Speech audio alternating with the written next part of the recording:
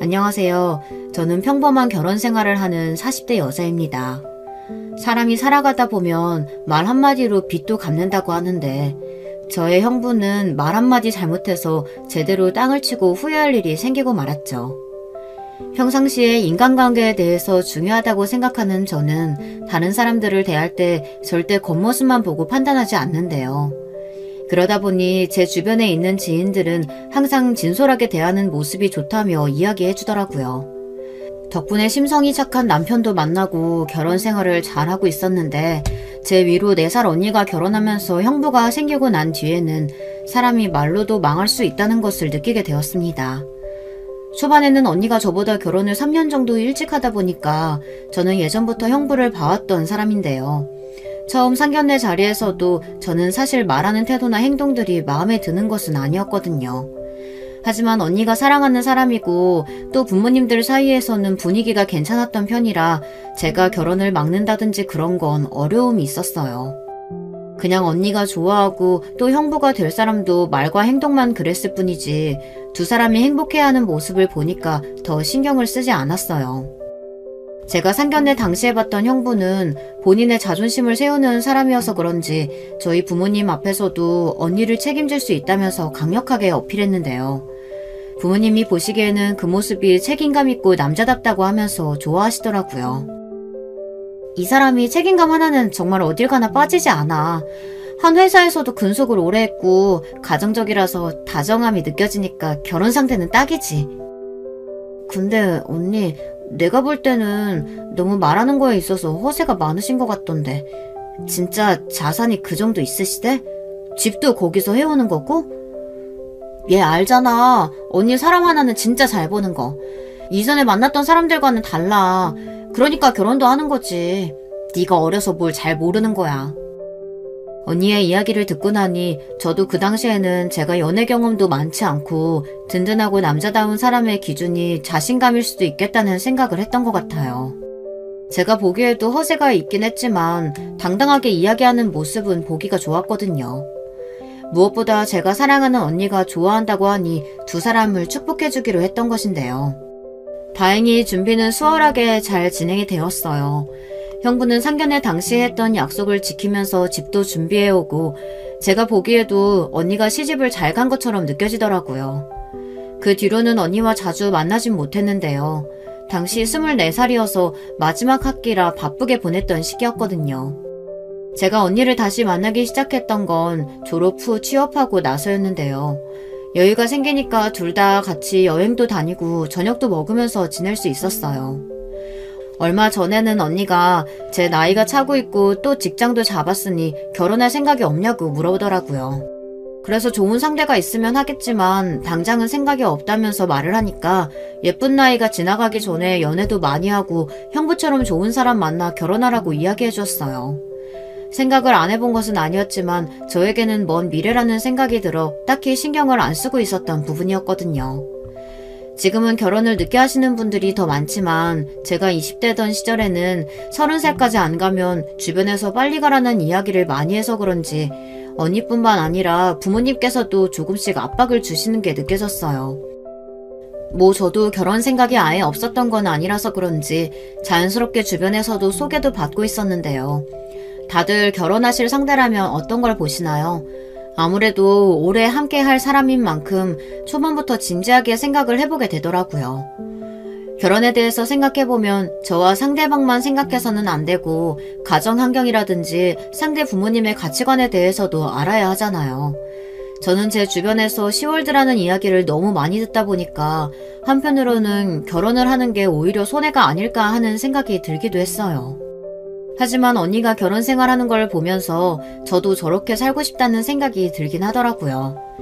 행복해 보이는 모습을 보니까 그만큼 내 짝이 있는 게 좋은 거라는 것을 느끼게 된 것도 있어서 언젠가 저도 짝을 만날 수 있을 거라는 생각을 하고 있었는데요.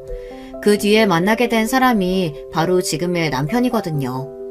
남편을 처음 만나게 된 건 저희 매장에 배달하러 왔을 때 보게 되었는데요. 저희는 회사에서 시키다 보니 직접 받으러 가는 일도 있었거든요. 그때 까무잡잡한 피부와 큰 키가 바로 제 눈에 들어왔어요. 그리고 여기 주변에서 일하는지 종종 저희 매장에 배달을 올 때마다 제가 커피를 챙겨드리기도 했는데요.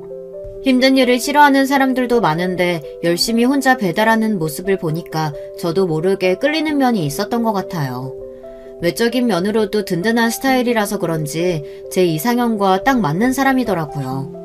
또 매일 일을 빠지지 않고 하는 모습을 보니 저도 모르게 끌렸던 부분이 있었던 것 같은데요. 아무래도 저도 예전부터 생활력이 강하다 보니까 본인의 일에 있어서 열심히 하는 사람이 멋있어 보이더라고요.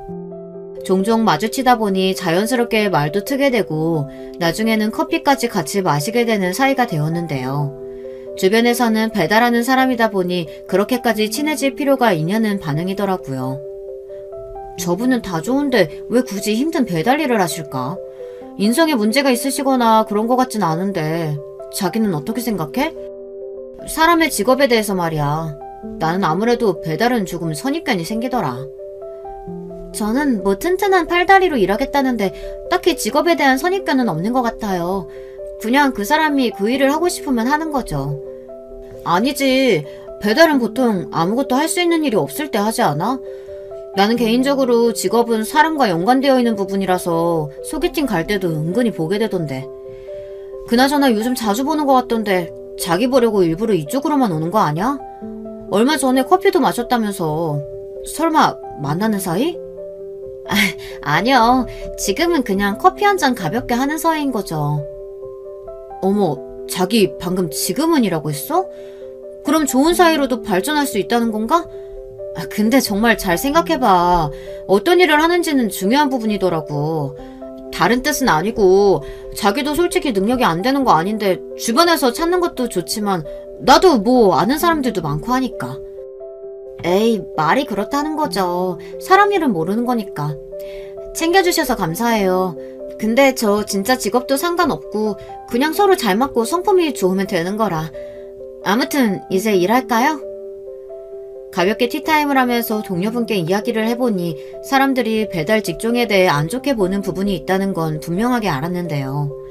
지금이야 배달하시는 분들이 많아지기 시작하고 체계적으로 회사가 운영되는 곳들도 있다 보니 예전보다는 인식이 나아지긴 했지만 10년 전만 해도 배달하는 사람들은 기술이 없는 사람들이 하는 직업으로 봤잖아요. 지금은 배달 일을 한다는 것 자체가 긍정적으로 보이진 않을 때지만 그 당시에는 달랐어요. 근데 저는 이상하게 이 사람이 더 열심히 사는 것 같고 또 꾸준히 일하는 모습을 보니 사람이 좋게 보이더라고요. 저에게는 이 사람이 더 중요했던 것이지 배달 일을 하는 사람이라는 곳에 있어서는 딱히 신경을 쓰지 않았던 것 같아요. 저에게 느껴졌던 건 성실하게 일하는 모습과 또 꾸준히 저를 만나러 오는 길에 느껴지면서 이 사람도 저와 같은 마음일 거라고 생각이 들더라고요. 그냥 퇴근하셔도 되는데 오늘도 커피 사오셨네요? 아니요. 수연씨 피곤하실 것 같아서 주변에 배달 갔다가 왔는데 타이밍이 맞았어요. 동진씨는 아무런 마음 없는 사람한테도 커피를 이렇게 매일 갖다 줘요? 그게 모두에게 그런 건 아니고요. 참. 머쓱해하면서 이야기하는 모습을 보니 귀여워 보이기도 했어요. 저도 모르게 웃음이 나왔고 그날은 같이 저녁도 먹으며 이런저런 이야기를 나눌 수 있었는데요. 진지하게 만나보는 것도 좋을 것 같아 식사를 마치고 돌아오는 길에 만나자고 말을 해봤어요. 저는 동진씨가 마음에 들어요. 항상 열정적이고 또 성실하시잖아요. 매일 저한테 커피도 사주시고 예전부터 괜찮은 분이라고 생각하고 있었는데 혹시 저와 같은 마음이시라면 만나보시겠어요? 수연씨 정말 감사하지만 괜찮으시겠어요? 저는 배달 일을 하는 사람인데 주변에서 수군거릴 거고 직업에 대한 편견이라는 게 참 무시 못하는 부분이잖아요. 저는 상관없는데요. 동진씨의 성품이 좋고 사람이 좋아서 만나는 거지 직업을 따지는 것보단 그게 더 중요한 부분이거든요. 그런 이유라면 걱정하지 마세요. 그럼 동진씨도 제가 좋다는 거죠? 수연씨가 괜찮으시다면 저는 무조건이죠. 무조건 좋습니다. 다행히 저와 같은 마음이긴 했지만 아무래도 회사에 다니는 저에게 더 좋은 선자리가 있을 거라고 생각하고 깊은 사이까지는 못 갈 거라고 생각했다는데요. 그래서 저는 전혀 그런 거 신경 쓰지 않으니 걱정 말라고 이야기했어요. 그동안 배달일 한다는 이유로 쉽게 다가오진 못했다고 말하더라고요. 그렇게 교제를 시작하고 3년 정도 만나다가 결혼했어요. 결혼을 하기 전에 따로 가족들에게 남자친구가 있다고 이야기하긴 했지만 세밀하게 어떤 사람인지에 대해서는 말한 부분이 없었거든요. 그러다가 슬슬 결혼 이야기가 나오기 시작하면서 서로의 가족들을 만나보기로 했죠. 저는 가장 먼저 부모님께 소개드리기 전에 언니를 먼저 소개하기 위해 형부랑 같이 시간 약속을 잡았는데요. 분명히 제가 몇 시까지 오라고 시간과 장소를 적어서 보내주었는데 약속 시간보다 30분 정도 늦게 도착하더라고요. 아무래도 첫인상이 중요한 부분인데 그 부분에 있어서는 언니에게 이야기를 했더니 오는 길에 일이 있었다고 하길래 그냥 넘어갔어요. 일이 생기는 변수는 언제든지 생길 수 있고 언니도 미안하다며 사과를 했거든요. 다행히 남자친구도 이해했던 부분이기도 했어요. 식사 시간이 되고 난 뒤에는 생각했던 것보다 분위기가 괜찮았는데 이상하게 형부는 어딘가 불편하다는 듯이 계속 행동하시더라고요. 그러더니 조심스럽게 남자친구에게 이런 이야기를 꺼냈어요. 저는 처음에 어떤 말을 하려나 싶었는데 직업에 관련된 것이더라고요. 어떤 일을 하는지 물어보고 평소 저축하는 습관이라든지 여러 가지를 물어봐 주시는데 저도 궁금했던 부분도 있어서 가만히 있었어요. 하지만 직업과 관련해서는 약간 비하하듯이 이야기하더라고요. 마음이 불편해질 수밖에 없었고 언니는 옆에서 그만하라고 이야기하면서 상황을 중재시켰어요. 사실 저는 한 번도 남자친구의 직업이 부끄럽다고 생각하지 않았고 사람들마다 하려고 하는 일이 다 다르잖아요. 잘 맞는 것도 차이가 있다 보니 이런 사람도 있구나 하고 넘어갔던 부분인데 그게 왜 중요할까 싶었거든요. 돈을 못 버는 것도 아니고 본인 스스로 보람을 느끼고 있다면 저는 굳이 반대할 생각이 없었거든요. 그래서 형부가 했던 말들을 이해하지 못했던 것도 있었는데요. 이 부분은 제가 따로 언니에게 연락해서 물어보니 언니도 이런 말을 하더라고요. 언니 잘 들어갔어? 근데 오늘 형부 좀 그렇더라. 그래도 첫 만남인데 너무 하는 일로 동진씨 안 좋게 보는 것 같던데. 에이 뭘. 그리고 오빠가 한 말이 틀린 말도 아니고 언니는 너도 결혼해서 편안하게 살았으면 좋겠는데 사실 배달이면 너 나중에 결혼하고 임신하면 외벌이로 되겠어? 걱정돼서 하는 말이지 뭐. 언니가 몰라서 그러나 본데 배달한다고 못 벌고 그러는 거 아니야. 아무튼 동진씨 앞에서는 그렇게 말하지 마. 형부한테도 언니가 잘 말하고. 지 집에 지 생각해서 얘기하는 줄도 모르고 그렇게 좋냐? 오빠한테는 내가 말을 하긴 할 건데 진짜 잘 생각해봐. 배달 일이 얼마나 힘든데 몸 다 상한다니까. 언니에게 이야기를 해봤지만 형부의 말이 틀린 건 없다는 식으로 대답을 하다 보니 저도 모르게 기분이 상할 수밖에 없었는데요. 그 당시 남편에게도 미안한 마음이 들어 사과를 하니까 그럴 수 있다고 이야기를 하며 오히려 저를 위로해 주더라고요.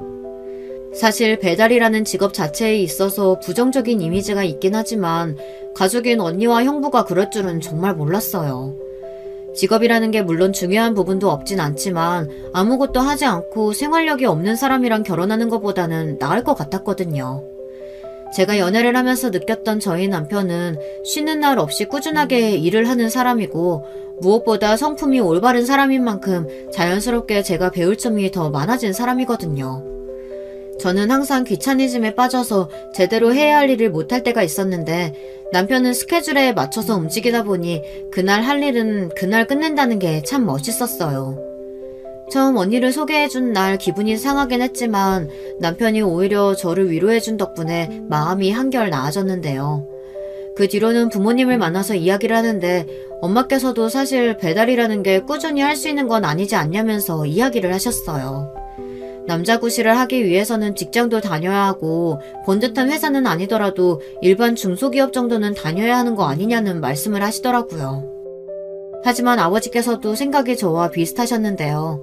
어떠한 직업군이라고 해도 사람 됨됨이를 봐야 한다고 이야기를 해주시다 보니 든든해졌습니다. 엄마와 언니는 좀 더 직업적인 면은 갖추고 있는 사람과 결혼하는 게 나중을 생각했을 때도 좋을 것 같다며 말을 하긴 했지만 아버지의 든든한 지지로 결혼까지 할 수 있었어요. 결혼이라는 게 제가 좋아하는 사람을 보고 사는 거잖아요.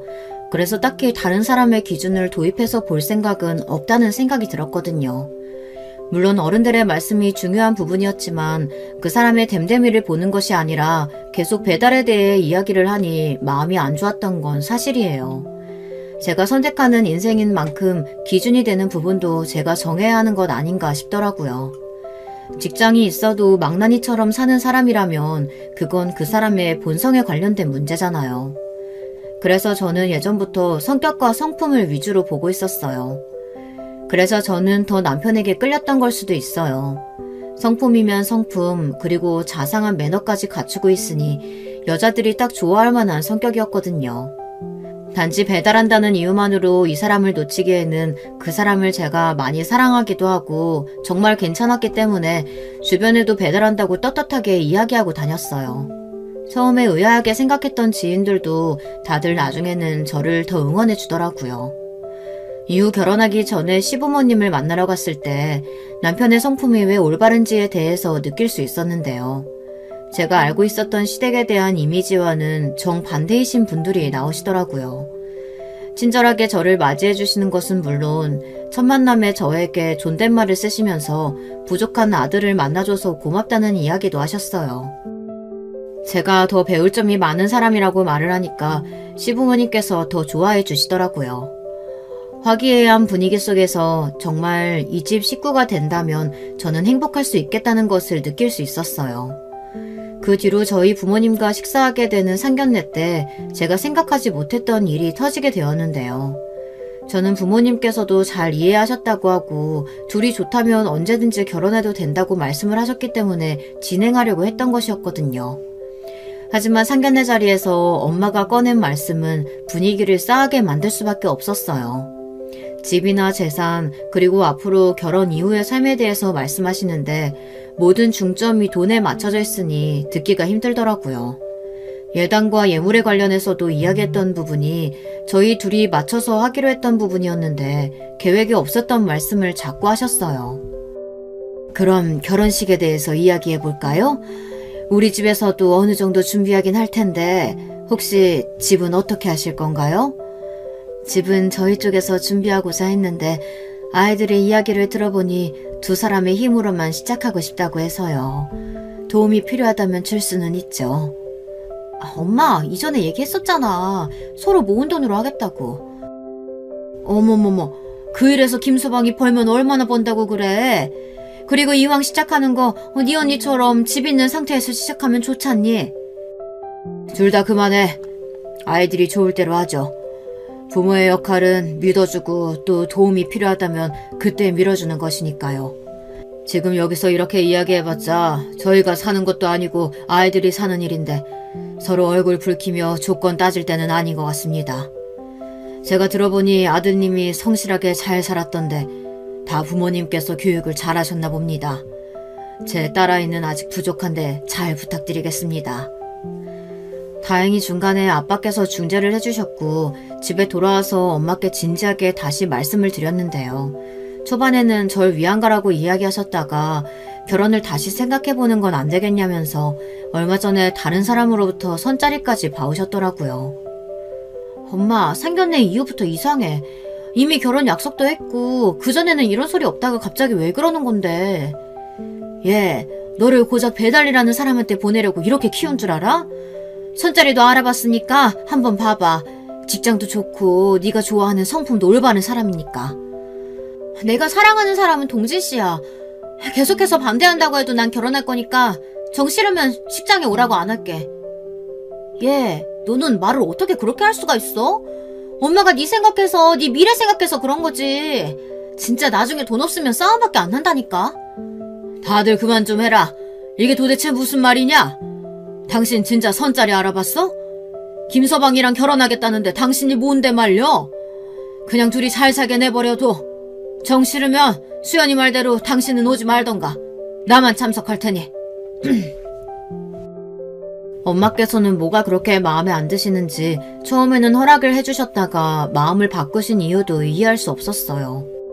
나중에는 언니까지 그러니까 결혼이 원래 이렇게 어려운 건가 싶기도 하고, 하지만 그럴 때마다 아빠가 중재해 주시다 보니 결혼까지 잘할 수 있었는데요.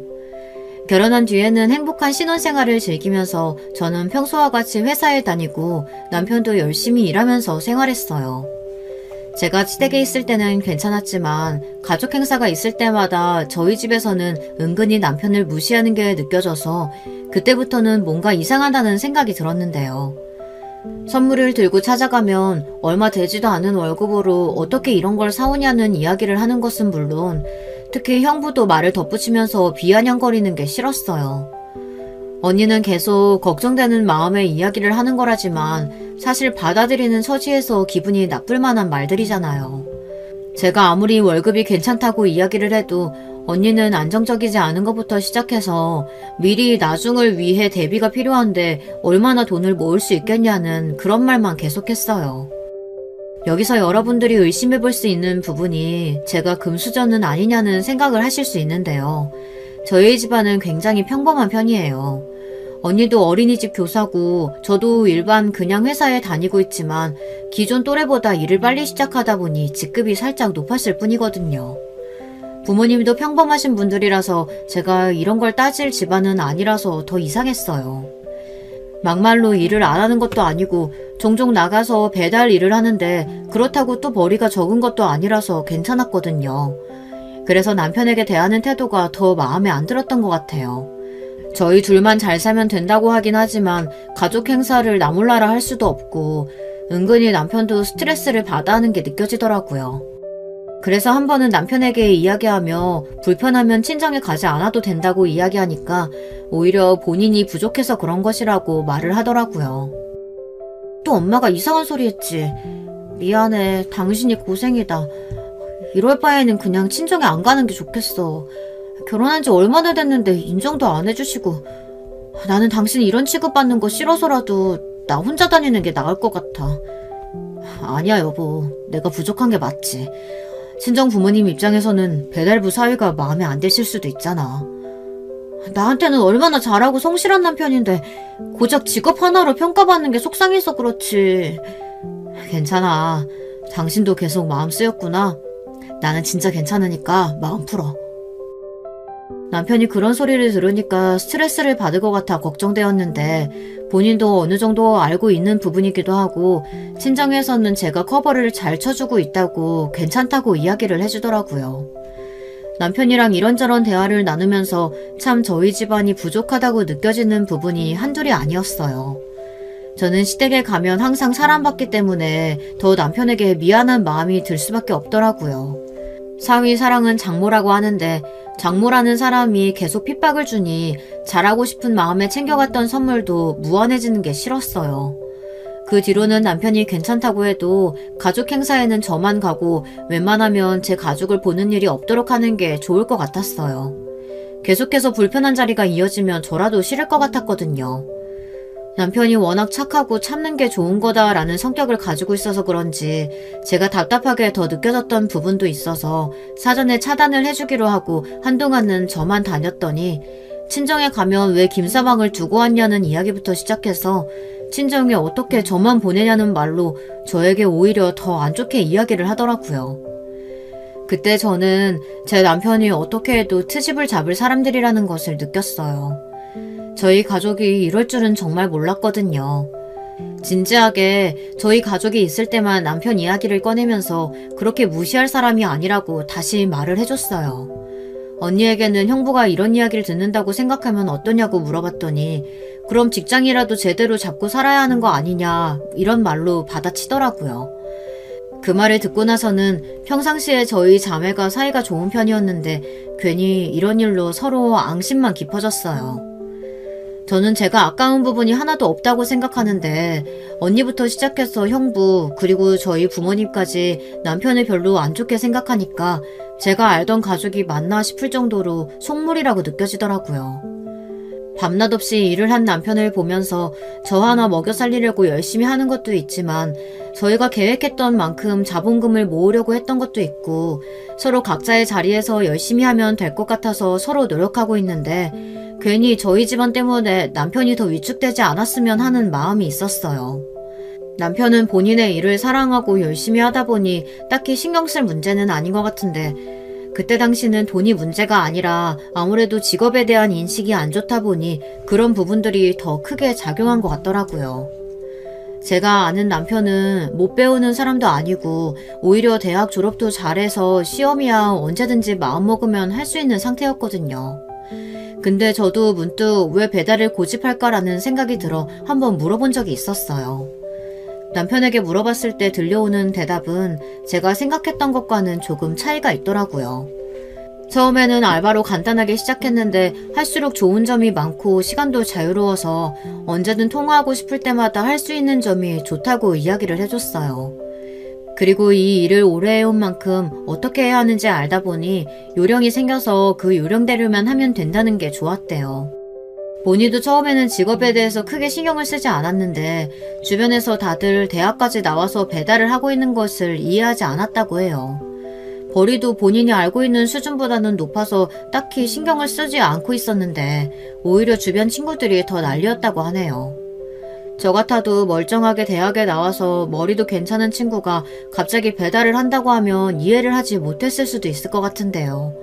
하지만 본인도 일을 함에 있어서 본인이 흥미를 느껴야 하고 그만큼 보람이 있어야 한다고 생각하는 사람이기 때문에 그 말에 공감을 할 수 있었어요.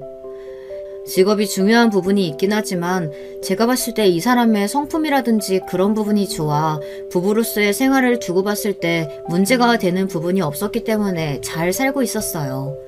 오히려 주변에서 하는 말들을 들을 때 흔들렸으면 제가 이 사람을 선택하지 않았겠죠. 이 사람에 대한 확신이 있어서 결혼까지 하게 되었던 것이거든요. 실제로 만나보니까 다정하고 가정적인 사람이라 그런지 잘 도와주기도 하고 시부모님께서는 주기적으로 저희가 여행을 갈 수 있게 지원까지 해주셨어요. 반면 저희 부모님은 매달 용돈을 달라고 하는 것은 물론 금전적으로 필요한 일이 있으면 저희에게 연락을 하시더라고요. 한두 번이야 도와드릴 수 있지만 저도 가정이 있는 사람으로서 계속 금전적으로 도움을 드리기가 어려웠는데요. 그럴 때마다 남편 직업이 변변치 않아서 용돈을 넉넉하게 못 주는 거라고 이야기를 하시는 걸 보고 안 해드리는 게 맞다는 생각이 들었던 것 같아요. 근데 갈수록 금액대도 높아지고 엄마인데 이 정도도 못 해주냐며 이야기를 들을 때마다 괴로웠어요. 그래도 결혼 생활을 잘 이어가고 있었는데 어머님 댁에 가서 제가 모르고 있었던 사실을 알아버린 뒤로는 남편이 왜 그렇게 살았는지 바로 이해할 수 있었어요. 결혼 3년차가 되던 날 아버님 생신이어서 같이 식사를 하던 때였는데요. 오랜만에 저녁 같이 먹으니까 좋네요. 그이가 바쁘지 않으면 자주 올 텐데 서로 일하다 보니까 시간 내기가 어려워요. 괜찮아.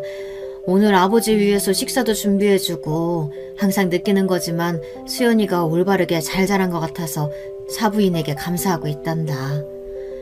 좋게 봐주시니 감사해요. 요즘에 남편이 새벽에 일러 가는 건 알고 계시죠? 아침이라 피곤할 텐데 매일 일찍 일어나서 나가는 모습 보니까 뭐라도 해줘야겠더라고요. 에휴, 안 해도 된다니까 걔는 참. 어련히 알아서 굴러 들어오는 돈들이 있을 텐데. 돈이요? 어디서요? 동진이한테 얘기 못 들었니? 지금 건물이 있는 것 중에서 명의 변경 들어갈 텐데 건물도 있으면서 뭘 그렇게 힘들게 사는지 원. 건물 얘기는 들은 것이 없어서요. 결혼하기 전에도 서로 오픈했을 때 별다른 말이 없었거든요. 아마도 정해진 바가 정확하지 않으니 말 안 했을 거다. 아버지가 건물 보고 접근하는 사람들을 워낙 많이 봐서 동진이한테도 아마 그렇게 말했을 텐데 결혼 후에는 얘기했을 줄 알았는데 아니었구나? 네, 저는 들은 얘기가 없었는데 뭐 건물이 있든 없든 전 동진씨 사랑하는 거니까요. 사실 없다고 해도 상관없고요. 그럼 다행이다. 어디서 이런 참한 며느리를 얻었는지. 처음 듣는 이야기였지만 별로 저에게는 타격 있는 이야기는 아니었어요.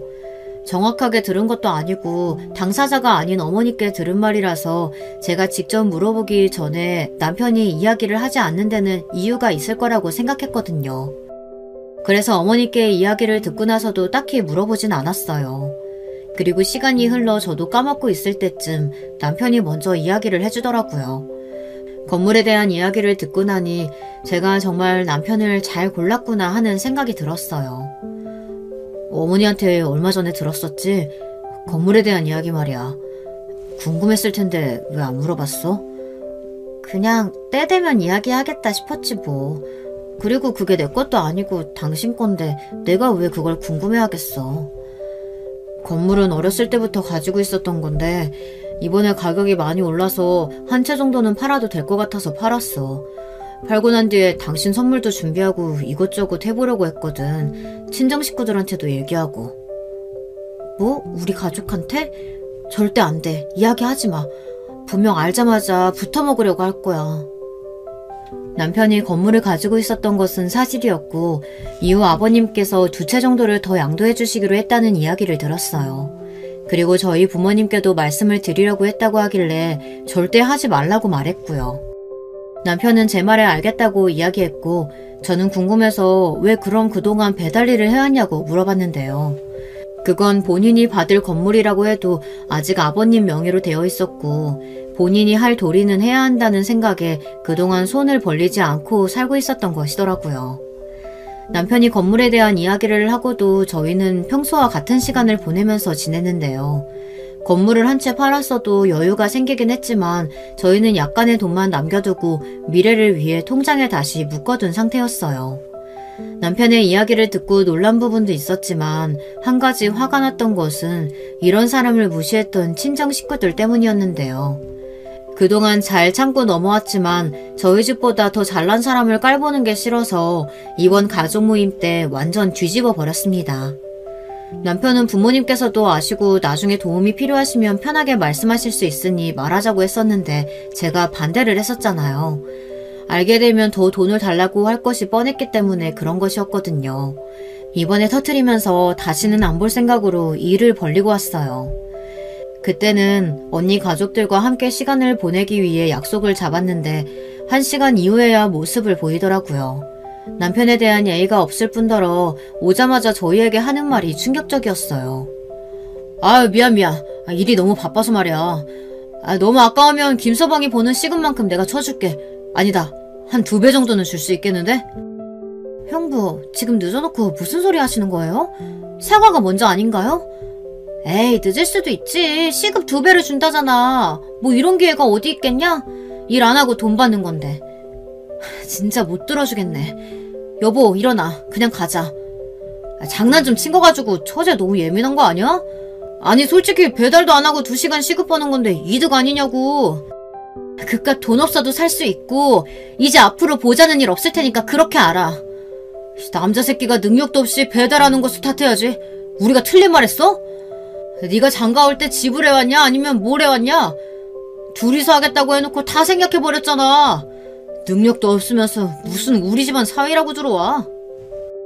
형부의 말을 끝으로 참을 수 없었던 저는 그대로 뺨을 올리며 한마디를 남길 수밖에 없었는데요. 도저히 듣기가 힘들더라고요. 뭐? 네가 할 말은 아니지. 이 사람 물려받을 자산만 해도 건물 3채는 되는 사람이야. 얼마 전에는 한 채는 팔아서 현금까지 두둑해졌는데 이 정도면 말 다 했지. 능력 없는 건 너야. 뭐? 건물 3채? 거짓말 치지 마. 누구는 말로는 못해? 아이씨, 그렇다고 뺨을 날려 이게. 그만하시죠. 저희는 이만 가보겠습니다. 그쪽 말대로 제가 능력이 없어서 죄송합니다만 직업이 없을 뿐이지 평생 먹고 살 돈은 있습니다. 걱정 마시죠. 저를 내려치려는 형부의 팔을 잡고서는 남편도 지쳤다는 듯이 이야기를 하고 그대로 밖으로 나와버렸어요. 시원하게 말을 해서 편하긴 했지만 문제는 그 뒤였는데요. 건물이 있다는 얘기를 듣자마자 언니는 저에게 그걸 어떻게 말을 안 할 수 있냐면서 제 지분은 어느 정도인지 물어보더라고요. 저를 걱정하는 말이 아니라 언니와 형부는 번갈아 가면서 그게 사실이냐부터 시작해서 부모님의 귀에까지 들어가서 저희를 호출하셨어요. 부르셔서 오긴 했지만 건물에 대한 이야기라면 더 이상 할 거 없어요. 제 거도 아니고 남편 건데 왜 그렇게 탐을 내세요? 그게 왜 네 지분이 없니? 너가 결혼할 때 들고 갔던 돈이나 뭐 생활하면서 김서방한테 줬던 게 있을 거 아니야. 김서방 자네가 말해보게. 왜 이야기를 안 하나? 혼자 그 건물 다 독차지할 생각이었던 거야? 그런 건 아니고요. 아버지께 받기로 한 기간도 한참 남았었고 이제 한 채 받아서 처분한 것 뿐입니다. 아직 제 것도 아니고요. 그래도 곧 김서방 거 될 것인데 친정이 이렇게 어려운 거라면 판 건물에 돈이라도 나눠주는 게 맞지 않냐 이 말이지. 엄마 그만 좀 해. 그동안 생활비 명목으로 들고 간 돈이 얼만데 그래. 그걸 다 내가 썼겠냐? 네 형부가 사업해보겠다고 다 들고 간 돈이야. 아니 거기서 우리 그 얘기가 왜 나와? 엄마가 좋은 마음으로 도와주는 거라며. 그야말로 집안은 난장판이 되었고 아버지께서는 면목이 없다며 사과를 하셨어요.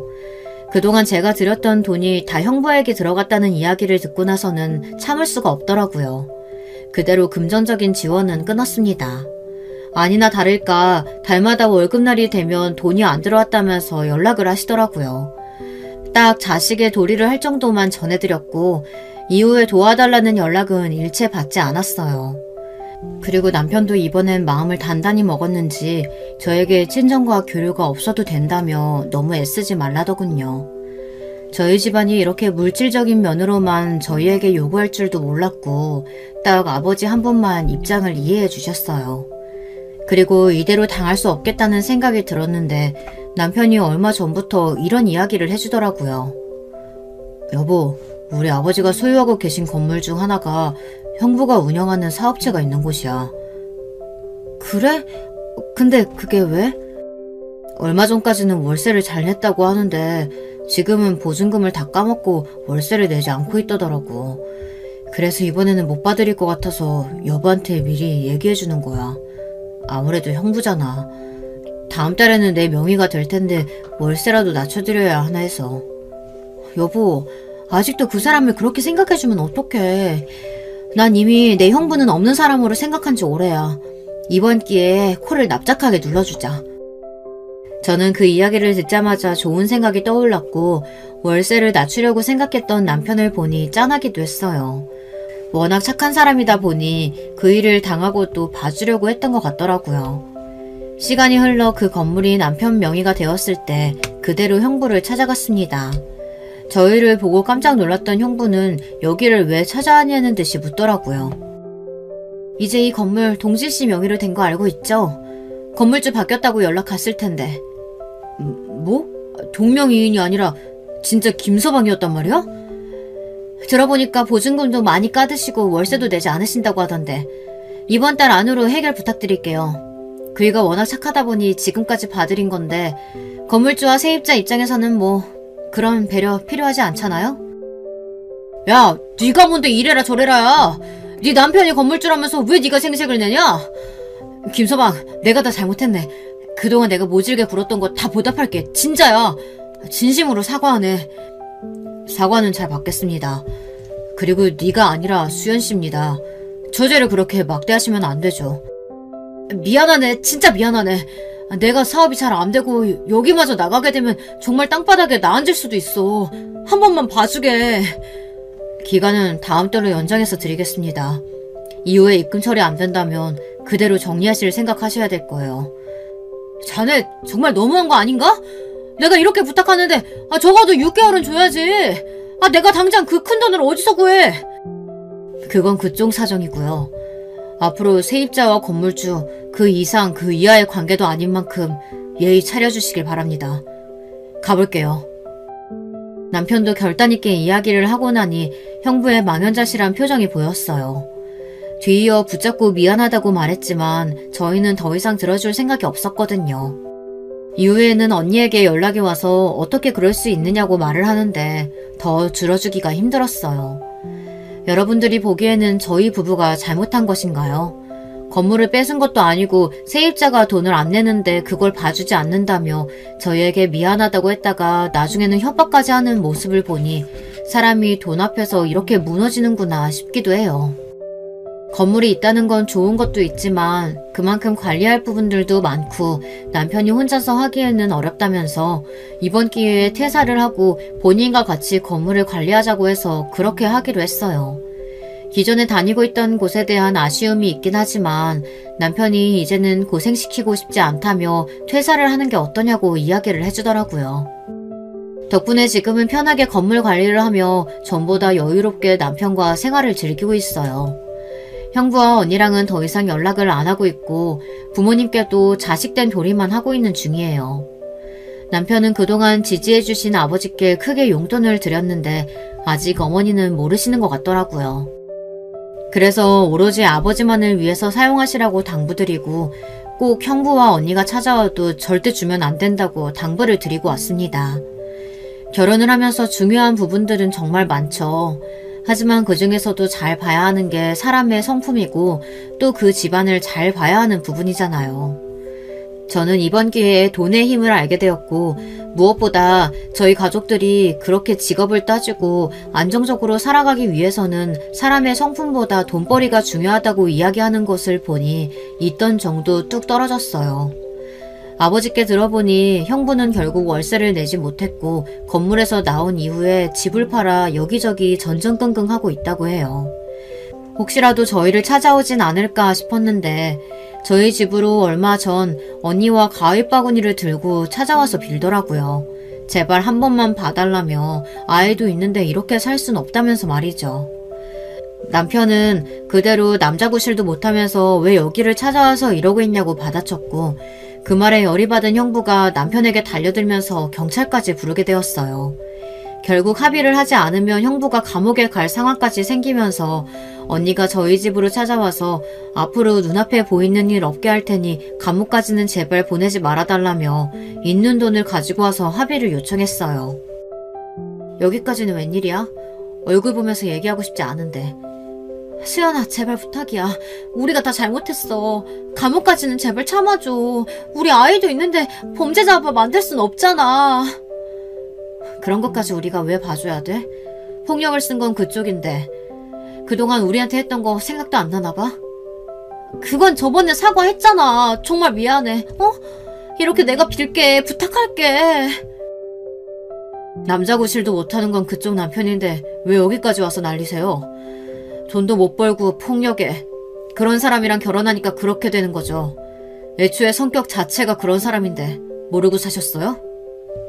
짠하기도 했지만 그동안 제 남편에게 준 상처에 비하면 아무것도 아니었어요. 그래도 사람을 감옥까지 보내는 건 아닌 것 같아서 합의금을 받고 합의를 해주었어요. 조금은 덜 시원한 사이다라고 생각하실 수 있지만 저희 나름대로 제대로 꼬리를 밟은 것과 다름이 없었거든요. 그동안 저희는 아무리 직업에 대해 무시하고 낮게 봐도 가족이니까 걱정을 해주는 것이라고 생각만 했는데 호구처럼 듣고만 있었던 것 같아 이번에는 더 이상 봐주지 않았던 거예요. 마음이 편하진 않았지만 이건 저희의 심성이라 어떻게 할 수 있는 부분이 아니더라고요. 지금은 들어보니까 형부도 계속 힘들어하고 있는 것 같고 언니는 슬슬 저희에게 도와달라는 듯이 연락을 해오긴 하는데 절대 도와줄 생각 없어서 철저하게 무시하고 있는 중이에요. 그렇게 잘 산다면서 저한테 왜 배달원을 만나냐고 말할 때는 언제고 이제 와서 제 남편에게도 깍듯하게 하는 게 마음에 들지 않아요. 남편은 지금도 종종 새벽 배달을 하면서 지내고 있는데요. 본인은 그게 더 편하다고 하니까 두고 있고 시아버지는 그때 약속하신 대로 저희에게 건물 2채를 더 양도해 주셨어요. 위치도 좋고 시세도 괜찮은 편이라서 앞으로 노후가 든든해질 것 같다는 생각이 들더라고요. 그리고 저희 집에 있었던 이야기도 시부모님이 알고 계셨는데 사실 크게 신경을 안 쓰시는 것 같았거든요. 하지만 누가 아들이 그런 취급을 당하는데 마음이 좋겠어요. 제가 대신 사과를 드렸고 다행히 너그럽게 용서를 해주셨어요.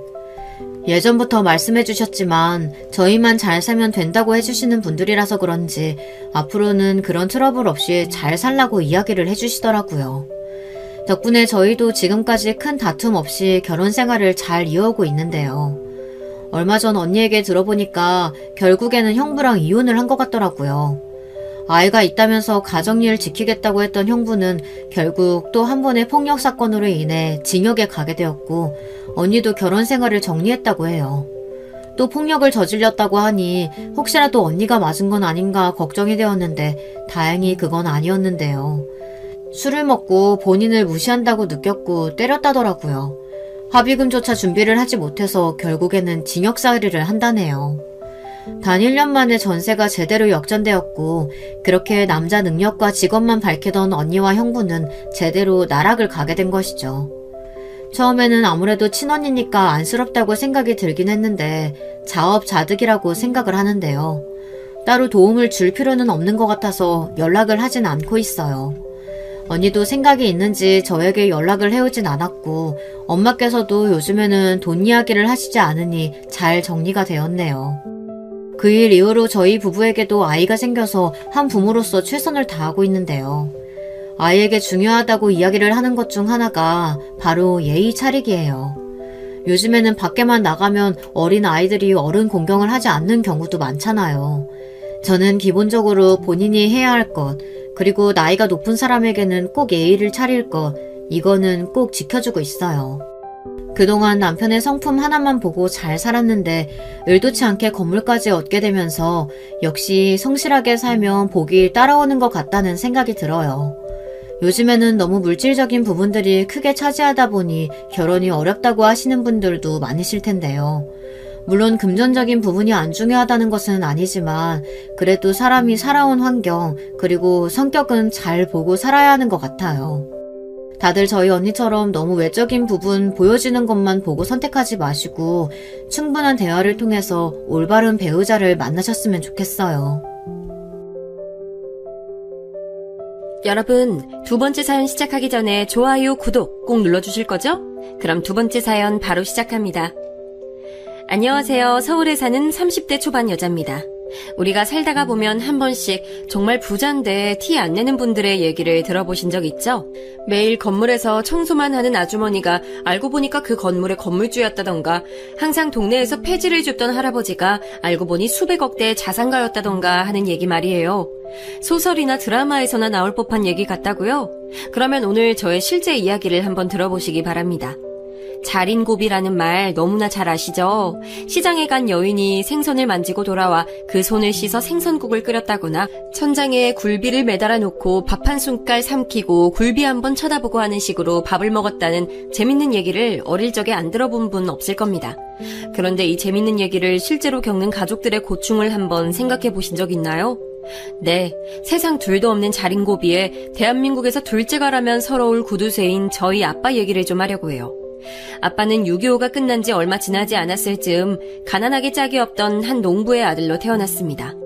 그때는 북한보다도 가난했던 시절이어서 그날 하루 먹을 것을 구하는 일이 인생에서 가장 큰 숙제이자 숙명이었다고 합니다.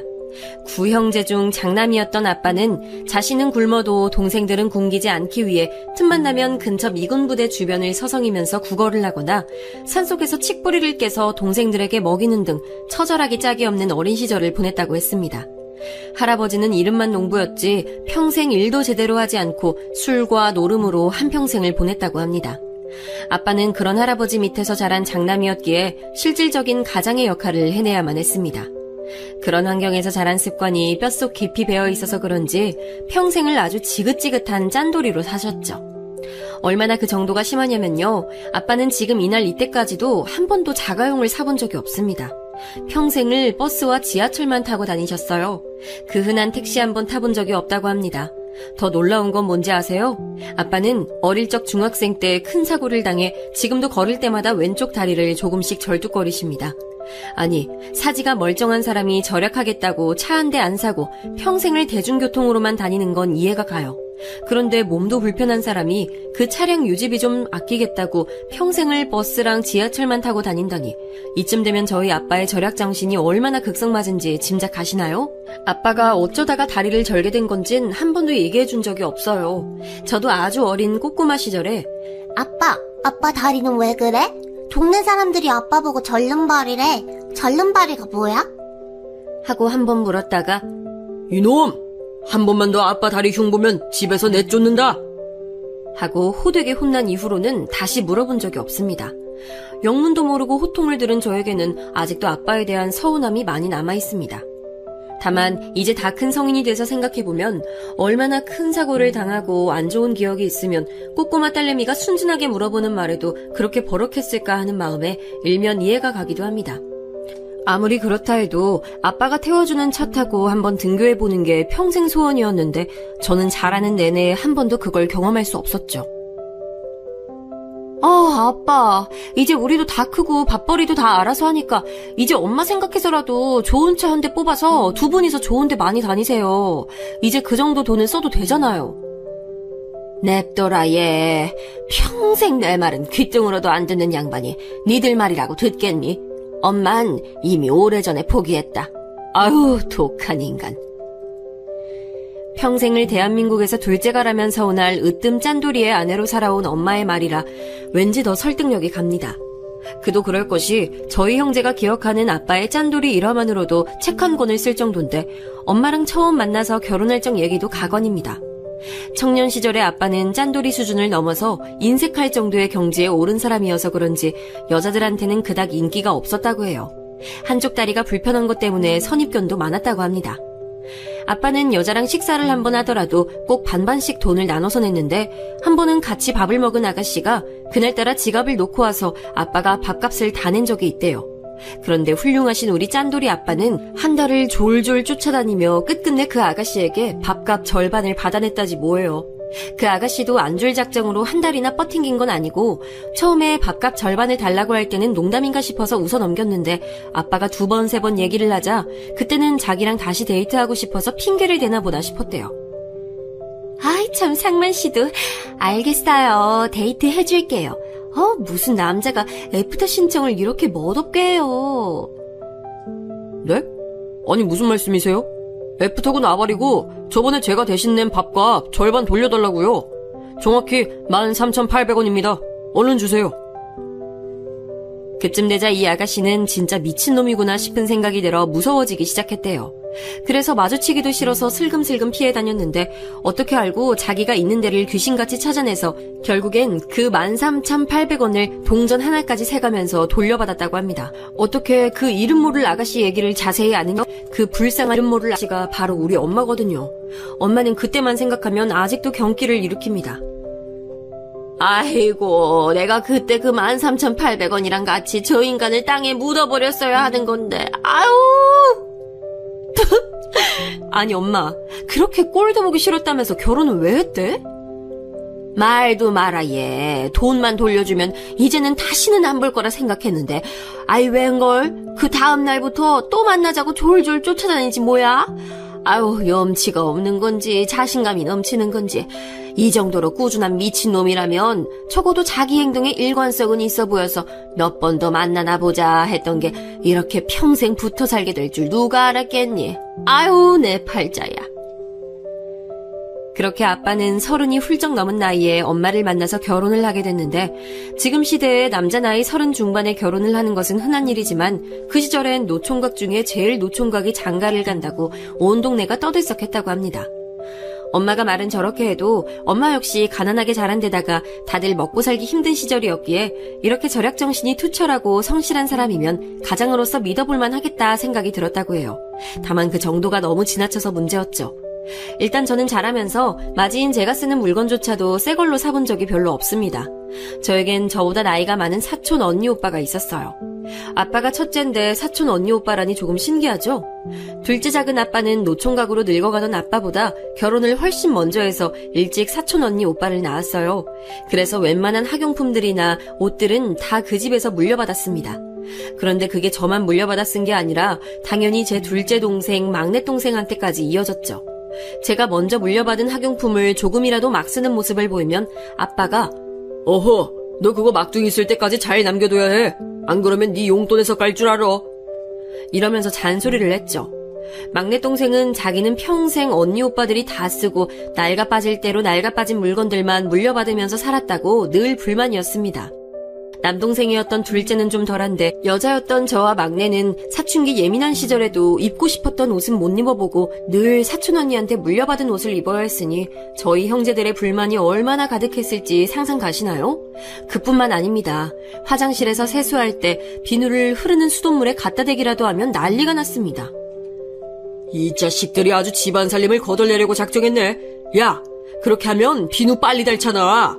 앞으로 손에만 먼저 물 묻히고 그걸로 비누 문질러서 닦아. 알았어? 아빠가 어릴 땐 임마 할아버지가 세수하시고 손에 남은 비누 거품을 그대로 받아서 우리 형제들이 다 세수했어. 니네도 말 안 들으면 앞으로 그렇게 한다. 비누만 그러면 다행이게요. 변기도 오줌을 한 번만 싸고 내리면 또 난리가 납니다. 물 아낀다고 3번, 4번은 쌓여야 그제서야 한 번 물을 내릴 수 있게 해주는데 그것 때문에 저희 집 화장실은 항상 찌린내가 가득했죠. 용돈도 얼마나 짜게 주는지 용돈 기입장을 1단위로 매일 쓰게 시켰는데 조금이라도 지출에 마음이 안 드는 부분이 있으면 바로 다음 주 용돈이 깎였습니다. 그런데 사람 일이 참 신기한 게 그렇게 매일 용돈 기입장을 기록하면서 용돈 안 깎이려고 이리저리 머리를 굴리다 보니 저는 어릴 적부터 산수와 수학에 관심을 가지게 됐습니다. 그리고 그 수학을 좀 더 깊이 공부하려고 고등학교 때 이과를 택하게 됐고 결국엔 대학도 본격적인 숫자 놀이를 하는 경제학과에 진학을 했습니다. 어이 딸내미, 너희 아빠 덕에 그 과에 합격한 거야. 알지? 아빠가 어릴 적부터 철저하게 용돈 기입장 훈련 안 시켰으면 불가능한 일이었다고. 고맙지? 얼른 아빠한테 고맙다고 얘기해. 아이고, 네네. 고맙습니다, 아바마마. 덕분에 대학 문턱도 밟아봅니다요. 아빠는 이게 다 자기 덕이라며 공치사를 했는데 맞는 말이긴 했지만 아빠의 짠돌이 모습에 지긋지긋하게 시달린 저로선 오늘까지도 아빠 앞에서는 곱게 인정을 안 하고 있는 부분이죠.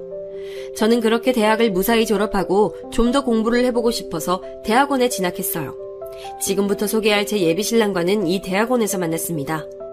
예비신랑은 가난했던 어린 시절을 뒤로하고 스스로 학비를 벌어서 학부를 졸업한 뒤 직장생활을 몇 년 해서 모은 돈으로 대학원까지 진학을 하게 됐습니다. 예비신랑의 집은 어찌나 찢어지게 가난했던지 중학생 시절부터 안 해본 알바가 없고 대학에 입학해서도 남들 다 놀러다닐 때 서울 전역을 오가며 코피 터져가면서 과외를 해서 학비를 충당했습니다. 그렇기 때문에 항상 몸에 근검절약이 배어있는 사람이었습니다. 저는 아빠가 들려주던 아빠의 가난했던 어린 시절 얘기가 그 사람에게 겹쳐 보이면서 이상하게 끌렸습니다. 그렇게 지긋지긋했던 짠돌이 아빠였는데 아빠랑 비슷하게 살아온 남자한테 끌린다는 것이 참 신기했습니다. 저희는 특히 어릴 적에 얼마나 구차할 정도로 근검절약을 했어야 했는지를 얘기하면서 많이 친해졌는데 예비신랑은 저도 자기와 같이 어려운 상황에서 검소하고 소탈하게 살아온 비슷한 모습이 끌렸다고 했습니다. 사실 저는 딱히 작정하고 검소하고 소탈하려고 했던 게 아니라 짠돌이 아빠의 스파르타식 짠돌이 하드 트레이닝 때문에 그런 습관이 몸에 익은 건데 그 사람 눈에는 그게 좋게 보였나 봐요. 저희는 그렇게 대학원 시절 내내 연애를 하고서 졸업을 할 때쯤 스멀스멀 결혼 얘기가 오가게 됐습니다. 예비신랑은 외동아들인데다가 가난했던 집안의 실질적인 가장 역할을 하고 있었기 때문에 시부모님 되실 분들이 며느리 될 사람에 대한 기대가 아주 크다고 했습니다. 그래서 본격적인 결혼 계획을 세우기 전에 먼저 예비신랑이 부모님을 뵙기로 했습니다. 그렇게 처음 예비 시부모님을 뵙던 날 저녁이었습니다. 그래요, 반가워요. 진성이 애미 되는 사람입니다. 진성이랑은 대학원에서 만났다고? 네, 어머님. 그간 대학원 공부 때문에 바빠서 이제야 인사드리게 되네요. 반갑습니다. 그래. 부모님은 무슨 일 하시나? 아버지는 몸이 조금 불편하셔서 일찍 은퇴하셨고요. 어머니는 가정주부세요. 응? 아니, 사돈어른 되실 분이 벌써 은퇴를 하셨다고? 연세가 어떻게 되시는데? 몸은 어디가 불편하시고? 저는 이쯤 되자 저희 집안 호구조사를 당하는 느낌이 들어서 느낌이 싸했지만 있는 그대로 솔직하게 말씀드렸습니다. 네. 아버지는 58년생이신데 결혼을 늦게 하셨어요. 그리고 어릴 적에 사고를 당하셔서 왼쪽 다리가 많이 불편하세요. 그래도 그 와중에 저희 먹여 살리려고 빌딩 청소일 오래 하시다가 저 대학 졸업할 때 돼서는 다리가 좀 더 안 좋아지셔서 청소일은 접고 지금은 쉬고 계세요. 뭐라고? 아니 진성아, 너 우리한테 사돈 어른들이 그냥 집에서 놀고 계신다는 얘기는 안 했잖아. 이게 어떻게 된 거야? 아이 엄마, 그게 뭐가 중요해. 결혼은 우리 둘이 하는 건데. 그리고 미진이 면전에 대고 부모님이 놀고 계신다니 은퇴하신 거라잖아. 은퇴한 게 노는 거지 이놈아. 그리고 청소부에다가 몸도 성치 않으시다고? 게다가 나이는 왜 그렇게 많이 자셨대? 이봐요 아가씨, 우리 진성이가 아무리 가난한 집에서 자랐다지만 대학도 좋은 데 나오고 대기업도 다니고 아주 1등 신랑감이거든요. 그래서 내가 늘 사돈 되실 집안은 나름 사회적으로 명망 있는 집안이었으면 했는데 이러면 내가 생각한 거랑 좀 많이 다른데? 저는 예비 시어머니가 될 분이 첫 만남에서 하신다는 소리가 저희 집안의 클래스에 대해서 이러쿵저러쿵 하는 게 너무 어이가 없어서 한마디 덧붙였습니다. 어머님이 얼마나 명망 높은 집안 교수를 생각하신지 모르겠는데요. 저희 부모님 나름 이 대한민국 땅에서 어디 내놓아도 꿀리지 않게 당당하게 잘 사셨어요. 본인들 능력으로 저희 3남매 대학 교육까지 다 시켜주셨고요. 이 정도면 저희 집안에 무슨 큰 문제가 있어 보이진 않는데요. 아니 아가씨가 아직 잘 모르나 본데 우리 집안이 한때 얼마나 명망 높은 기업가 집안이었는지 알고나 하는 소리예요? 청소부란 직업을 무시하는 건 아니지만 우리 집안이랑은 수준이 좀 안 맞는다 이 말이에요. 저는 정말 어이가 없었습니다. 자신의 집안이 명망 높은 기업가 집안이었다는 건 다 허용에 불과한 얘기예요. 일전에 예비신랑에게 듣기론 시아버지 되실 분은 신랑이 어릴 적에 사업을 크게 벌이셨다가 돌이킬 수 없을 정도로 망하고 나서는 투자자들로부터 고발을 당해서 배임, 횡령 등으로 징역을 살다 나오셨고, 시어머니 되실 분은 집이 망하고 평생을 남의 집 파출부로 일하면서 근근인 예비신랑을 먹여 살렸다고 했어요. 그런데 예비 시어머니는 잠깐 사업이 잘 되었을 때의 영광과 허영을 아직까지도 버리지 못해서 자신들이 맞이할 며느리의 집안은 적어도 기업가 이상의 품격은 갖춘 집안이어야 한다고 생각하시는 거예요. 정말 주제 파악이라는 게 무슨 뜻인지 사전을 펼쳐놓고 알려드리고 싶을 정도예요. 저는 너무 화가 나서 한마디 쏘아붙였습니다. 아니 잠깐만요 어머님. 어머님도 평생 남의 집 가사일 대신하셨다고 들었는데 저희 아버지가 청소노동자로 평생 일해오신 것과 뭐가 다르죠? 그리고 적어도 저희 아버지는 저희 대학 졸업할 때까지 온 가족 부양은 물론 이날 이때까지 한 번도 저희에게 손 벌려보신 적이 없어요. 그런데 진성 오빠는 혼자 힘으로 힘겹게 등록금 벌어서 겨우 졸업했다면서요. 그걸 잘 아시는 분들이 하실 말씀은 아니지 않나요? 뭐야? 너 지금 뭐라 그랬어?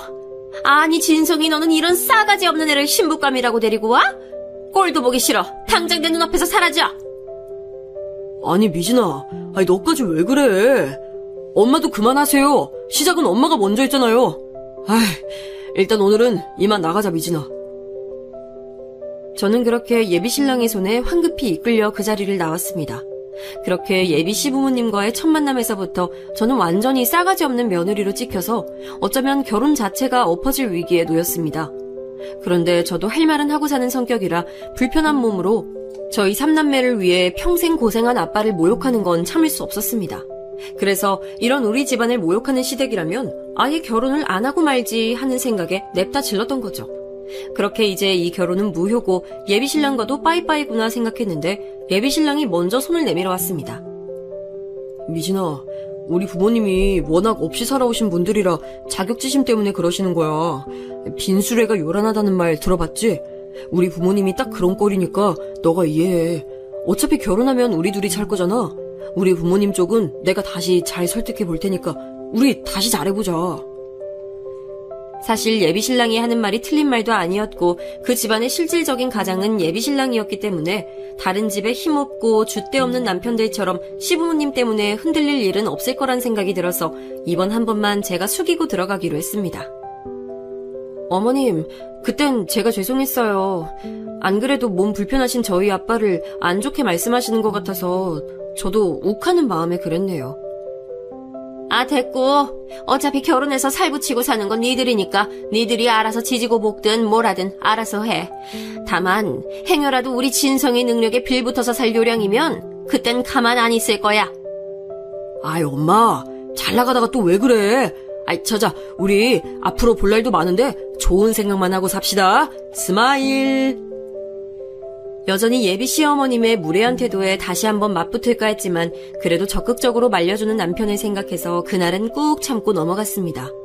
예비 시부모님들만 생각하면 정말 이 결혼에 대해 회의감이 들 정도로 싫었지만 그래도 예비 신랑이 좋은 사람이고 저도 혼기를 놓치기 전에 얼른 결혼이 하고 싶은 마음에 처음 예정한 대로 결혼 준비를 본격적으로 했습니다. 예비 신랑이 바쁜 와중에도 많이 도와주어서 결혼 준비는 수월하게 진행됐습니다. 하지만 가장 큰 사건이 양가의 상견례 자리에서 터지고 말았습니다. 예비 시부모님과 신랑 그리고 저는 상견례 자리에 먼저 도착해 있었는데 저희 엄마 아빠가 약속 시간보다 도착이 좀 늦어지고 있었습니다. 아휴, 아무리 그래도 양가가 마주하는 상견례 자리에 이렇게 늦어서야 쓰나. 아유. 아니, 아버지까지 또 왜 이러세요? 듣는 미진이 민망하게. 차가 많이 막히나 보죠. 차? 차가 막힐 줄 알았으면 일찍 출발을 해야지. 아이, 사돈 될 사람들을 이렇게 대접해서 어디다 쓰나? 아우, 엄마도 그만해. 안 그래도 저희 집안을 탐탁지 않아 하는 예비 시부모님들인데 하필 상견례 날 저희 엄마 아빠가 늦어서 책 잡힐 일이 생겨서 저는 그 자리가 완전 가시방석이었습니다. 그렇게 10여 분쯤 더 지나서였을까요? 뒤늦게 저희 엄마 아빠가 예약된 룸의 문을 열고 들어오셨습니다. 아이고, 죄송합니다. 오늘따라 차가 어찌나 막히고 사람이 붐비는지. 아니, 그래서 버스도 2대나 보내고 겨우 탔다니까요. 아이고, 다시 한번 죄송합니다. 미진이 애비 되는 사람입니다. 안녕하세요. 미진이 엄마예요. 아유, 늦어서 죄송합니다. 잠깐, 버스요? 지금 버스라고 하셨어요? 예, 저희는 항상 버스를 타고 다닙니다만 왜 그러시죠? 예, 진성아, 너 이리 좀 따라 나와봐라, 어서. 잠깐만, 저희가 좀 실례하겠습니다. 예비 시부모님은 난데없이 신랑을 룸 밖으로 데리고 나가더니 자기들끼리 언쟁을 주고받았습니다. 그런데 그들은 참 어리석게도 자기들이 하는 말이 안에 있는 저희 가족에게 들릴 줄은 생각을 못했나 봅니다. 뭐야, 사돈 되실 분들은 차도 없이 버스를 타고 다닌다고? 이거 완전 생 거기 집구석이네? 아이, 게다가 장인 될 사람은 장애인이고. 아니, 넌 애초에 그런 조사도 안 해보고 연애질 시작한 거야? 아이고, 내가 니놈 때문에 못 산다, 못 살아. 아이, 그만해, 엄마. 언제까지 이렇게 속물처럼 살 거야? 이렇게 파토낸 결혼이 벌써 몇 번째야. 어허, 이놈 자식. 어디 엄마한테 버릇없게. 우리가 남 좋으라고 이래? 다 니놈 잘 되라고, 니놈 결혼해서 편하게 살라고 사돈댁이 어떤 집안인지 철저히 살피라고 했건만. 아버지, 아이 제발 그만 좀 하세요. 이 모든 대화 내용을 룸 안에서 다 듣고 있던 저희 가족의 심정이 어땠을지 상상이 가시나요? 저희는 처음에 서로 눈을 마주치며 당황해하다가 나중엔 피식 웃음을 터뜨리는 지경까지 이르렀습니다.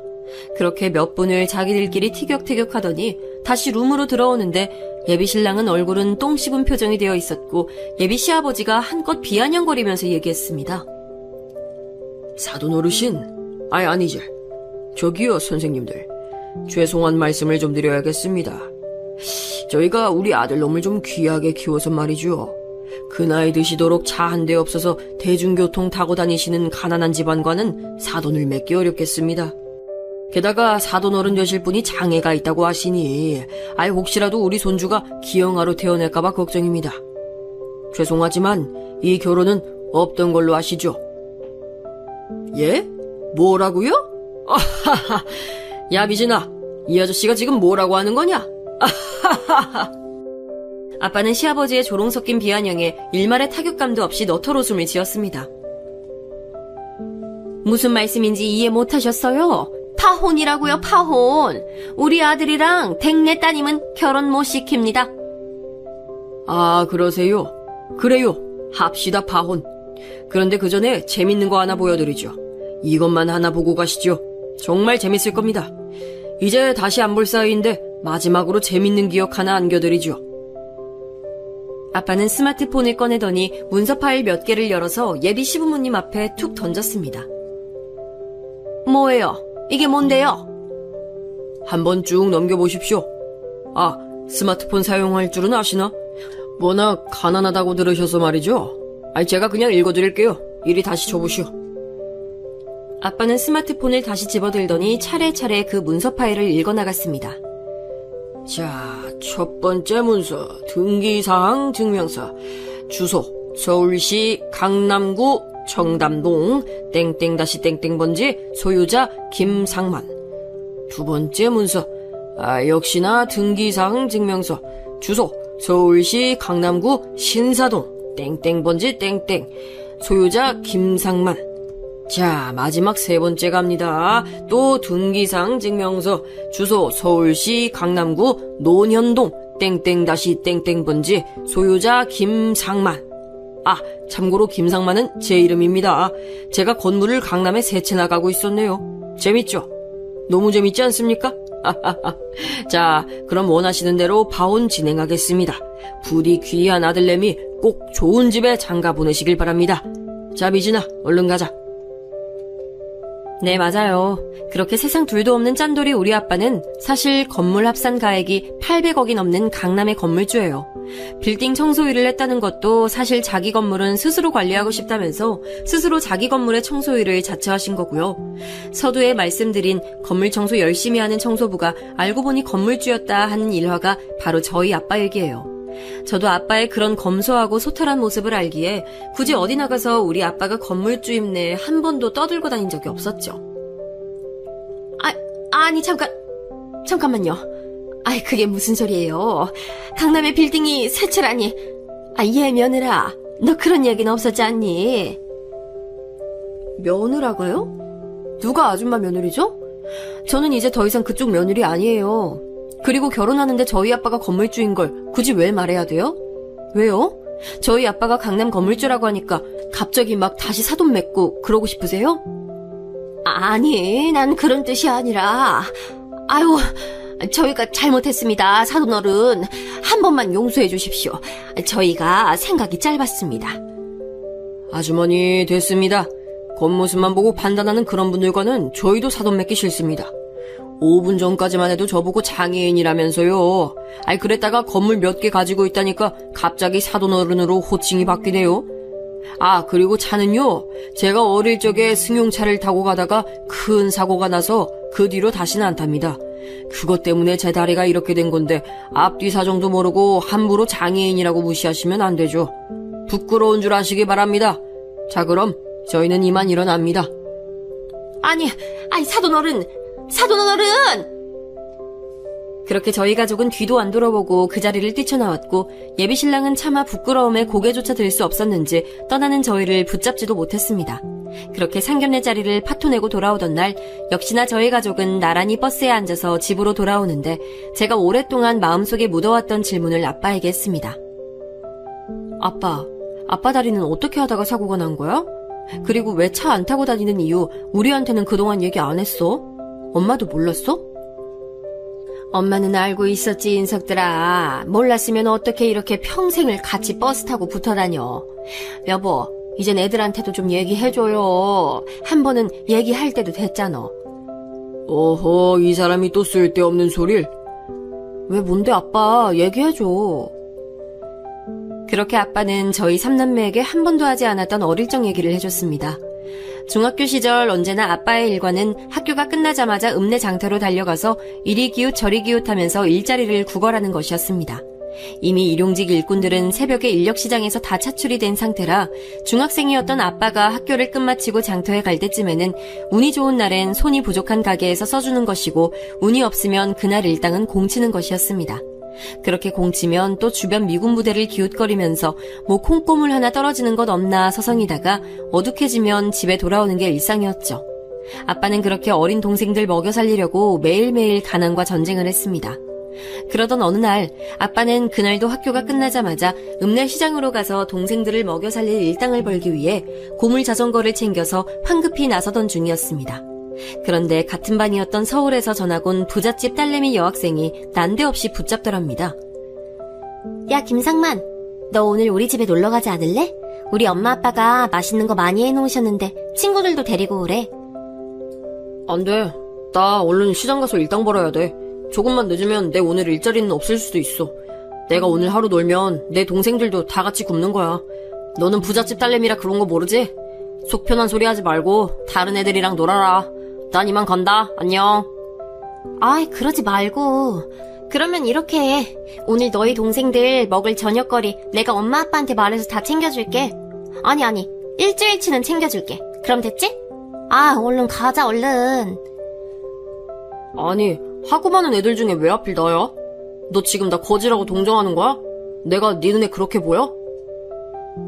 아빠는 괜한 자격지심에 그 여학생에게 신경질을 냈습니다. 아니, 난 그게 아니라 사실 오늘 내 생일이거든. 그런데 내가 서울 깍쟁이라고 아무도 나랑 안 놀아주고 유일하게 너만 나한테 잘 대해줬잖아. 그러니까 사실은 내가 너 정식으로 초대하는 거야. 같이 가줄래? 늘 동생들을 돌보던 가장의 역할을 하던 아버지는 서울에서 전학 와서 제대로 된 친구 하나 없이 외톨이로 지내던 그 여학생을 볼 때마다 왠지 모르게 동생들 생각이 나서 마음이 쓰였다고 합니다.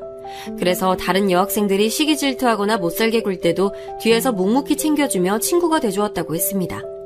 그 여학생에게는 저희 아빠가 유일한 친구였으니 당연히 생일에 초대할 유일한 친구 1순위였겠죠. 아빠는 불현듯 올라왔던 자격지심을 누르고 쑥스러움을 감추며 얘기했습니다. 그래? 생일이라고? 그런 줄도 몰랐네. 근데 진짜 내 동생들 저녁거리 챙겨주는 거지? 약속하는 거다. 아이, 그럼 얼른 가자. 히? 그렇게 처음 놀러간 부잣집 여학생의 집은 정말 대궐 같았다고 합니다. 이런 시골 깡촌에도 이렇게 어마무시한 저택이 있다니 아빠는 입이 떡 벌어져서 제대로 다물지도 못했다고 합니다. 너가 상만이구나. 내가 지훈이 아빠다. 우리 딸이 얼마나 네 얘기를 많이 했는 줄 아니? 얘가 서울에서 와서 적응도 못하고 힘들어했는데 상만이 네가 많이 도와줬다고 들었어. 정말 고맙구나. 안녕하세요. 김상만이라고 합니다. 잘해주기는요. 그냥 친구들끼리 다들 사이좋게 지내는 거죠. 초대해주셔서 감사합니다. 저 같은 가난뱅이가 이런데 초대받아도 되는지 모르겠네요. 무슨 소리, 상만아. 이 아저씨도 어릴 적에는 찢어지게 가난했어. 그런데 정말 죽을 둥 살 둥 열심히 일하다 보니 어느새 돈도 많이 벌게 되더구나. 너처럼 고운 마음씨를 가진 아이라면 나중에 이 아저씨보다 훨씬 더 부자가 될 거야. 오늘은 마음 놓고 먹고 싶은 거 다 먹거라. 우리 지훈이의 친구가 되어준 것에 대한 이 아저씨의 선물이다. 아빠는 처음 보는 희귀한 음식들이 가득한 진수성찬에 넋을 잃고 허겁지겁 입속에 우겨넣기 시작했다고 합니다. 그날 먹었던 맛있는 음식들의 맛을 아직도 잊을 수가 없다고 해요. 자, 이제 시간이 늦었구나. 이 아저씨가 차로 데려다 주마. 지훈이 너도 친구 바래다 주는데 함께 가야지. 네, 아빠. 저기 회장님. 지금 밖에 비도 많이 오는데 운전은 제가 하겠습니다. 김 기사님. 오늘은 이만 쉬어요. 우리 딸 친구인데 내가 직접 데려다 줘야지. 자, 상만아, 얼른 가자. 커다란 대골집 주인 아저씨답게 자동차 또한 어찌나 크고 화려하던지 아빠는 그날 모든 일이 다 꿈을 꾸는 것만 같았다고 했습니다. 아저씨는 비가 오는 어둑어둑한 시골길을 운전하시면서 뒤에 탄 아빠에게 말씀하셨습니다. 상만아, 앞으로도 우리 지훈이랑 사이좋게 잘 지내야 한다. 아저씨가 일만 하느라 늙음하게 얻은 아이라 이 아저씨에겐 얼마나 소중한 딸인지 몰라. 그러니 앞으로도 잘 부탁한다. 아저씨가 그 말씀을 하시는 찰나 차량에 엄청난 충격이 가해지면서 아빠는 그대로 정신을 잃었다고 합니다. 희미하게 들려오는 구급차 사이렌 소리와 주변 사람들의 웅성웅성하는 소리만 어렴풋이 기억난다고 합니다. 아이고, 이를 어째. 초상났네, 초상났어. 피를 이렇게 많이 흘렸으니 가망이 없겠구만. 자, 다들 비키세요. 여기서 이러시면 구조작업 힘들어집니다. 얼른들 나오세요. 그날의 사고는 이랬습니다. 그 시절엔 시골길이 제대로 포장도 되어 있지 않은 데다 가로등은 더더욱 찾기 어려웠기 때문에 비 오는 날 좁은 시골길을 운전하는 것은 매우 위험한 행위였습니다. 그런데 그날따라 마주오던 커다란 버스가 앞도 잘 살피지 않은 상태로 과속을 하며 아빠가 탄 차량을 정면으로 들이받은 것이죠. 사고의 결과는 참담했습니다. 아저씨와 함께 조수석에 타고 있던 아빠 친구 지윤 양은 그 자리에서 즉사했습니다. 뒷자리에 타고 있던 아빠만이 겨우 목숨을 건졌는데 거의 반파가 된 차량에 왼쪽 다리가 꽉 끼어서 다리뼈가 심하게 으스러졌다고 합니다. 의사선생님 말로는 분쇄골절이라고 했는데 글자 그대로 무릎 아래로 다리뼈가 분쇄가 되는 커다란 부상이었습니다. 앞으로 영원히 그쪽 다리로는 걸을 수 없을 것이라고 했다고 합니다. 하지만 다행히 열심히 재활훈련한 덕에 지금 정도로 목발 없이 걸을 수 있을 정도는 됐다고 해요. 그날 겪었던 이 큰 사고는 어린 중학생이었던 아빠의 세상을 완전히 뒤바꾸어 놓게 됩니다. 거의 걸을 수 없었던 상태였던 아빠는 그 길로 중학교를 자퇴하고 다리를 재활하는 데에만 집중을 했습니다. 그 과정은 무척이나 처절했다고 합니다. 뼈가 그냥 똑하고 두동강이 났으면 모르겠는데 산산조각이 난 뼈를 억지로 껴맞추어 놓은 꼴이니 제대로 모양을 만들어서 맞추어 수술하기도 어려웠거니와 아직 성장기였기 때문에 자라면서 얼마나 똑바르게 맞추어질지 예상할 수 없어서 처음 1년은 거의 누워만 있었다고 했습니다. 이듬해가 되자 조금씩 움직이기 시작했고 걷는 연습을 하다 풀썩 넘어지기도 수백 번을 했다고 합니다. 그 어린 나이에 이대로 강물에 뛰어들어 죽을까도 여러 번 생각했다고 합니다. 하지만 자기가 이대로 죽으면 먼저 허망하게 간 아저씨와 친구에 대한 예의가 아니라는 생각에 이악 물고 버텼다고 합니다. 그렇게 2년 정도의 시간이 흐른 뒤 다행히도 어느 정도 스스로 걸을 수 있을 만큼 회복이 됐다고 해요. 그쯤 되자 아빠는 큰 결심을 했습니다. 가족의 생계는 제법 머리가 큰 둘째와 셋째에게 맡겨두고 무작정 서울 강남으로 상경을 했습니다. 너무 큰 트라우마를 안겨준 그 시골 마을을 하루빨리 떠나고 싶었대요. 그렇게 아빠는 아저씨와 친구의 무덤에 꽃 한 송이씩 올려놓고 서울로 머나먼 여정을 떠나게 됐습니다. 그때는 이제 막 강남 개발이 시작되던 시절 말 그대로 사방이 논밭이었던 황량한 벌판이었습니다. 그곳에서 한 빵집에서 일하며 열심히 돈을 모았는데 워낙 이름만 대면 알만한 유명한 빵집이어서 장사가 무척 잘 됐었고 아빠도 경력이 점차 쌓여가면서 꽤 많은 돈을 모았다고 했어요. 그리고 그렇게 모은 돈으로 이제 막 개발이 한창이던 강남의 땅을 사서 시세가 오르면 팔고 또 다른 곳을 헐값에 샀다가 시세가 오르면 팔고 하는 식으로 점점 재산을 축적했다고 합니다. 왜 흔히들 하는 농담으로 타임머신을 타고 과거로 돌아간다면 무엇을 하겠느냐는 질문 많이 받잖아요. 요즘 젊은 친구들은 100이면 100 다 2010년 이전으로 돌아가서 비트코인을 살 거라고 하는데 저희 부모님 세대에게 물어보면 대부분 7, 80년대 강남으로 가서 땅을 살 거라고 대답하신다고 합니다. 그만큼 강남의 집가 상승세는 무서웠고 그걸 재빨리 읽은 아빠는 투자 감각을 발휘해 많은 재산을 축적한 거였어요. 아무도 모르는 시골 깡촌에서 태어나 찢어지게 가난해서 산속에서 칡뿌리를 캐먹던 절름발이 소년이 어느새 강남의 땅 부자가 되었습니다. 와, 아빠 인생 정말 파란만장했구나. 완전 영화다, 영화. 말도 마라 얘. 나는 귀에 딱지가 눌러앉도록 수도 없이 들었는데 니들한텐 죽어도 얘기하지 말라고 어찌나 난리인지 원. 근데 그렇게 돈도 많이 번 양반이 왜 이렇게 자식들한테 쓰는 건 인색했는지. 어허, 내가 늘 말하잖아. 내가 애들 이렇게 안 키웠으면 분명히 벌은 나빠졌을 거라고. 내 말이 맞아, 안 맞아? 사실 아빠 말이 맞아요. 어릴 때는 그런 아빠의 도를 지나치는 절약 정신 때문에 정말 짜증이 났었는데 다른 한편으로 생각해보면 제가 이렇게 검소하고 소탈하게 살아갈 수 있는 것은 그때 몸에 밴 습관 때문인 것 같아요. 그리고 아빠의 자산 규모가 엄청나다는 것도 성인이 된 이후에나 실감한 거지 자라는 내내 워낙 티를 안 내고 철저한 짠돌이의 모습으로 저희를 기르셨기 때문에 사실 저는 스스로가 별로 부잣집 딸내미라는 인식이 아직까지도 없어요. 용돈도 대학 졸업 이후에는 받아본 적이 없고요. 아무튼 저는 아빠가 그저 짠돌이라서 그 많은 재산을 쌓아두고도 돈 아끼느라 자동차를 안 타고 다니는 건 줄만 알았는데 그게 어릴 적 사고 트라우마 때문이었다니 몸이 아무리 불편해도 자동차 살 돈만은 끝까지 아끼는 지독한 짠돌이라고 흉을 봐왔던 지난날이 조금 부끄러워지고 민망해집니다. 어릴 적에 스쳐 지나가듯 한번 아빠 다리는 왜 절름발이냐고 물었을 때 왜 아빠가 그렇게 발끈하고 썽을 냈는지도 이제 이해하게 됐습니다. 무튼 그렇게 상견례는 파토가 났지만 다행히 제 마음에 별다른 타격감은 없었어요. 오히려 이 계기를 통해 숨겨왔던 아빠의 옛 이야기를 들을 수 있어서 더 의미가 있는 사건이었죠. 하지만 예비신랑, 아니 전 남자친구는 미련이 아직 많이 남은 듯 했습니다. 처음엔 사실 전 남자친구보다도 그댁 부모님들이 더 미련이 많이 남아 보였습니다. 그날 이후로 전 남자친구에게 전화가 몇 번 왔는데 일부러 받지 않았습니다. 조금이라도 그 집안이랑 엮이고 싶지 않았거든요. 그런데 이제는 그댁 부모님들까지한테 연락이 오더니 급기야는 저희 대학원 연구실 앞까지 찾아왔습니다.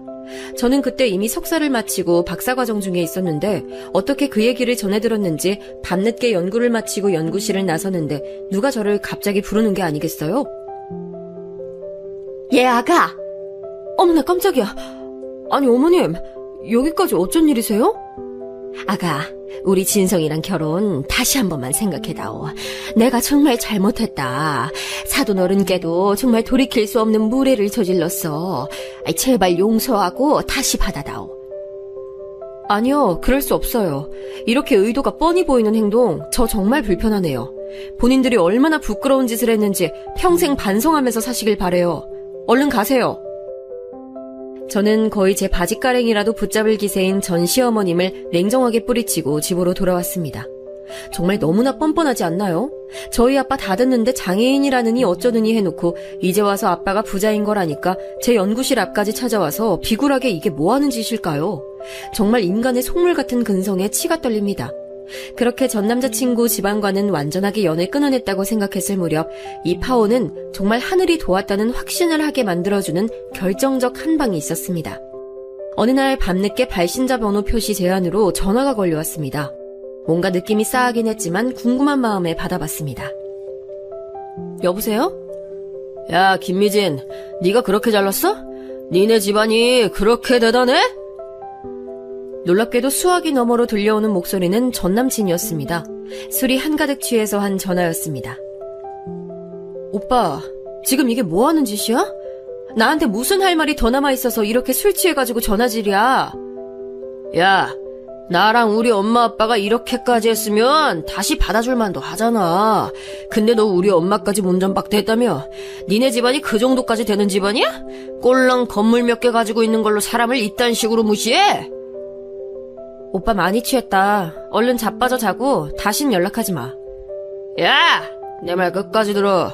내가 너랑 니네 애미애비 평생 저주할 거야. 알아? 저랑 만날 땐 단 한 번도 술을 마신 적이 없었던 사람인데 이렇게 술 취해서는 전화로 악담을 늘어놓는 것을 보니 아마도 제가 보는 앞에서만 술을 마시지 않았던 모양입니다. 이 사람이 보여주는 무례함이 그 부모가 저희 가족에게 보여주는 무례함과 크게 다르지 않았습니다. 하지만 그 사람의 추태는 여기서 끝나지 않았습니다. 이번에는 그 사람이 직접 제 연구실에 찾아와 행패를 부렸습니다. 밤 늦은 시간이면 보통 저와 박사과정 연구원 두어 명만 연구실에 남아있는데 그날따라 다 여자들만 있었습니다. 야심한 시각에 누군가 연구실 문을 쾅쾅 두들겼습니다. 저희가 다 놀라서 문을 열어보니 역시나 술이 떡이 된 전남친이었습니다. 야, 김미진, 네가 그렇게 잘났어? 니네 집안이 그렇게 잘났어? 너 이리 와봐. 내 말 좀 들어봐. 진짜 가지가지한다. 야, 너 진짜 인생 종치고 싶어? 김 선생, 당장 경찰 좀 불러줘. 너 진짜 갈 때까지 한번 가보자. 저는 그날 전남친이 절 찾아와 술 취해서 행패를 부리는 모습을 영상으로 다 찍었고 이전에 전화로 악담한 통화 내용까지 다 모아서 경찰에 사건 접수를 했고 정식으로 접근 금지 명령을 신청했습니다.